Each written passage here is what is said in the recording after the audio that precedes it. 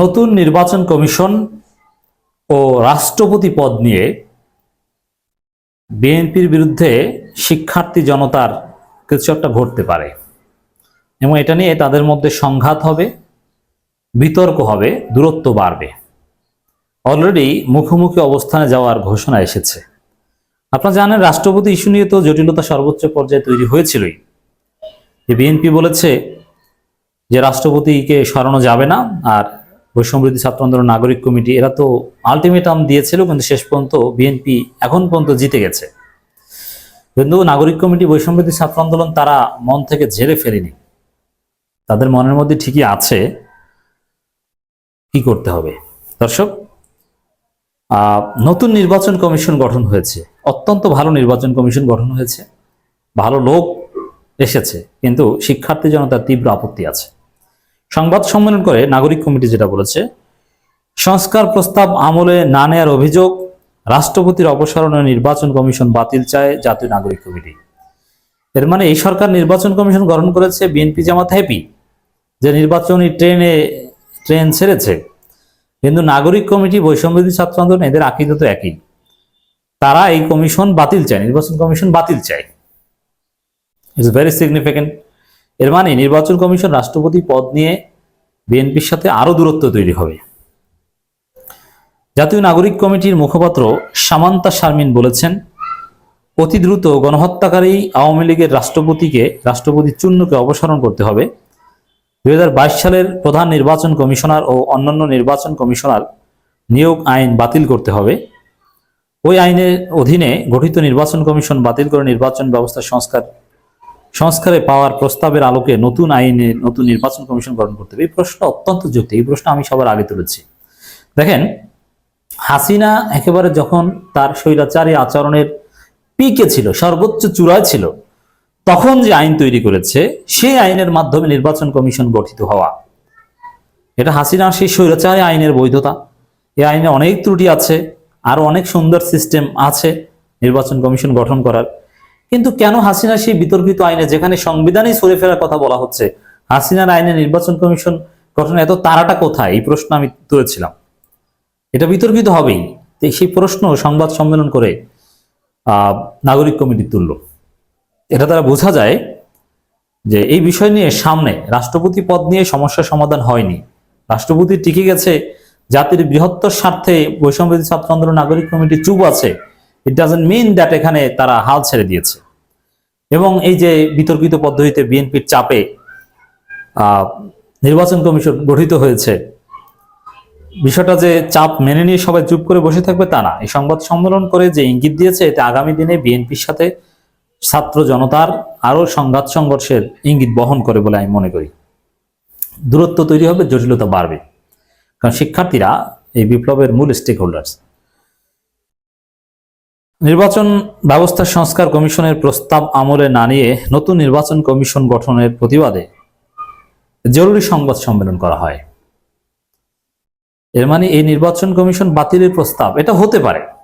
কারণ আপনি দেখবেন যে যখন অনেক কিছুই পরিবর্তন হয়ে যাবে, তখন নির্বাচন কমিশন গঠনের এই পদ্ধতি বা যে পদ্ধতিতে গঠন হচ্ছে, এটা কন্ট্রাডিক্টরি হয়ে যেতে পারে, সংস্কারের সাথে সাংঘর্ষিক হতে পারে। তখন সরকার বাধ্য হতে পারে যে নতুন আইন হয়তোবা এটা সর্বোচ্চ রেটিফাই করতে পারে। ঠিক আছে, নির্বাচন কমিশন যেটা গঠিত হয়েছে, যেহেতু এরা ভালো লোক এবং ভালো লোকজনই সার্চ কমিটিতে ছিল, এটা থাকুক, এর পরের থেকে নির্বাচন কমিশন গঠিত হবে নতুন আইনে, এরকম একটা হতে পারে। তবে সেটা অনেকেই মানবে না। হাসিনা আমলের কোনো কিছুর মাধ্যমে কোনো কিছু এস্টাবলিশ থাকুক, সেই কলঙ্ক কেউ মানতে চাইবে না। বিএনপি তো ক্ষমতা আসার জন্য হাসিনাকে ফিরিয়ে এনে হাসিনার অধীনে নির্বাচন দিলেও এখন রাজি। কারণ এখন নির্বাচন দিলে হাসিনা আসলেও তো আগের মতো কারচুপি করতে পারবে না। অনেক কিছুই পরিবর্তন হয়েছে, এতে বিএনপির আপত্তি থাকবে না আমার মনে হয়। সামান্তা শারমিন বলেন, গত 1.5 দশকে আওয়ামী লীগ যে ফেসিবাদী কাঠামোর উপর দাঁড়িয়ে জনগণকে জিম্মি করেছিল, তার মধ্যে নির্বাচন কমিশন একটি।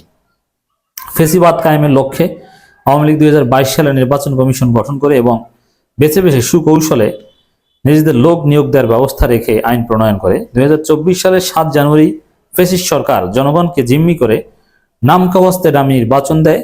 তারা জনগণের প্রায় সব রকম মানবাধিকার লঙ্ঘন করে ভোটাধিকার কেড়ে নেয়। ব্যালট বক্স ডাকাতি, বিএনপি সহ অন্য রাজনৈতিক দলগুলোকে নির্বাচনে অংশগ্রহণ করতে না দেওয়া এবং প্রতিদ্বন্দ্বী প্রার্থীদের হত্যা, গুম, অপহরণ এবং ত্রাস ও আতঙ্ক ছড়িয়ে ফ্যাসিস্ট আওয়ামী লীগ ক্ষমতা দখল করে। এই পুরো প্রক্রিয়ার অন্যতম হাতিয়ার ছিল 2022 সালের প্রণীত নির্বাচন কমিশন নিয়োগ আইন, রাইট?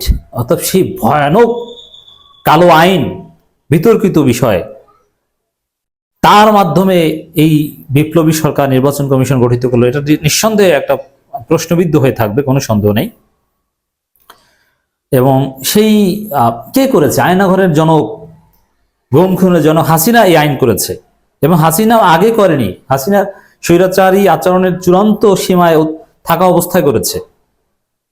লিখিত বক্তব্যে তিনি আরো বলেন, নির্বাচন কমিশন সংস্কারের প্রস্তাব পর্যালোচনা করে সিদ্ধান্ত নেওয়ার আগেই রাজনৈতিক দলগুলোর চাপের কাছে নতি স্বীকার করে সরকার নির্বাচন কমিশন গঠন করতে বাধ্য হয়েছে। এই প্রশ্নটা ইম্পর্টেন্ট, যে সরকার এটা আসলে চায়নি, কিন্তু রাজনৈতিক দলগুলো চাপ দিয়ে এটা করেছে। আর রাজনৈতিক দলগুলো কারা? স্পেসিফিক বিএনপি চাপ দিয়ে এই নির্বাচন কমিশন গঠন করতে বাধ্য করেছে সরকারকে। এজন্যে নাগরিক কমিটি যে দাবি করেছে নির্বাচন কমিশন বাতিল করতে হবে, এখন বাতিল না করলেও অ্যাটলিস্ট আমি মনে করি এখন এটা অপচয়, কারণ এই নির্বাচন কমিশনারদের বেতন দিতে হবে, তাদের গাড়ি, এটা অনেক টাকার ব্যাপার। বরং তার চেয়ে সংস্কার শেষে বা নির্বাচন কমিশন সংক্রান্ত যে সংস্কার বা নতুন আইন বা কি আসে তারপরে এটা করলে ভালো হতো। 3 মাসের অধিক সময় ক্ষমতায় থেকে সরকার ইতিমধ্যে তত্ত্বাবধায়ক সরকারের কাজের ক্ষেত্র সীমা অতিক্রম করেছে জানিয়ে সামন্ত চেয়ারম্যান বলেন, এই সরকার গণ অভ্যুত্থানের মধ্য দিয়ে গঠিত, কাজেই সরকারকে জনগণের আকাঙ্ক্ষা পুরোপুরি ধারণ করতে হবে। সরকার হিসাবে ক্রিয়াশীল থাকার ন্যায্যতা প্রতিষ্ঠা করতে হলে অবশ্যই প্রতিশ্রুত সংস্কারগুলো সম্পন্ন করতে হবে। রাজনৈতিক দলগুলো চাপে নির্বাচনে তড়িঘড়ি করা যাবে না। 1 বছর বা তার কিছু বেশি সময় ক্ষমতা থেকে কাঙ্ক্ষিত সংস্কার সম্পন্ন না করে নির্বাচন দিয়ে বিদায় নিলে এই সরকারের তত্ত্বাবধায়ক সরকারের কাজে 3 মাসের অধিক বিষয় সম্পন্ন করার অভিযোগে অভিযুক্ত হবে, যা সরকারের বৈধতাকেও প্রশ্নবিদ্ধ করে, রাইট? এর মানে আসলে কাগজে কলমে আমি 90 দিন পার হওয়ার পরে এই সরকারকে বিপ্লবী সরকার বলি, কিন্তু বিপ্লবী চরিত্রটাকে সরকারকে এক্সারসাইজ করতে হবে, নিজেদেরকে বিপ্লবী হিসেবে প্রমাণ করতে হবে যে না আমরা বিপ্লবী। এখানে একেবারেই অতি জরুরি এবং মৌলিক কিছু প্রশ্ন নাগরিক কমিটি সংবাদ সম্মেলন করে তুলেছেন। এ থেকে বোঝা যায় যে আগামী দিনগুলোতে বিএনপির বিরুদ্ধে রাষ্ট্রপতি এবং নির্বাচন কমিশন ইস্যু থেকে শুরু করে নানান বিষয়ে অনেক কথা বলতে হবে, আন্দোলন করতে হবে, অনেক জটিলতা তৈরি হবে, রাজনীতিতে বড় দূরত্ব তৈরি হবে, সেই ইঙ্গিত স্পষ্ট। তবে এখানে দেখেন সরকারের যে দুর্বলতাটা, অনেকে ভয় পায় বিএনপিকে। কিছু কিছু বিষয়ে বিএনপিকে ইগনোর করে জনমতের উপর শ্রদ্ধা দেখিয়ে যদি সিদ্ধান্ত কার্যকর করতে পারে তাহলে বিএনপি চুপসে যাবে, বিএনপি সরকারকে অনৈতিকভাবে প্রভাবিত করার সুযোগ বা সাহস পাবে না। এজন্যে সরকারের উচিত এই বিষয়টার উপর জোর দেয়া যে কিছু কিছু বিষয়ে বিএনপি মতামত দিবে, কিন্তু সরকার নিজেদের মতো করে নিজেদের চিন্তার আলোকে সিদ্ধান্ত নেবে। যেমন রাষ্ট্রপতি সরানো, এটা কিন্তু সরকার চেয়েছিল, শুরুও করেছিল, কাকে রাষ্ট্রপতি বানাবে কি দৌড়ঝাঁপ সব রেডি হয়েছিল, কিন্তু বিএনপির কথায় ফিরে গেছে।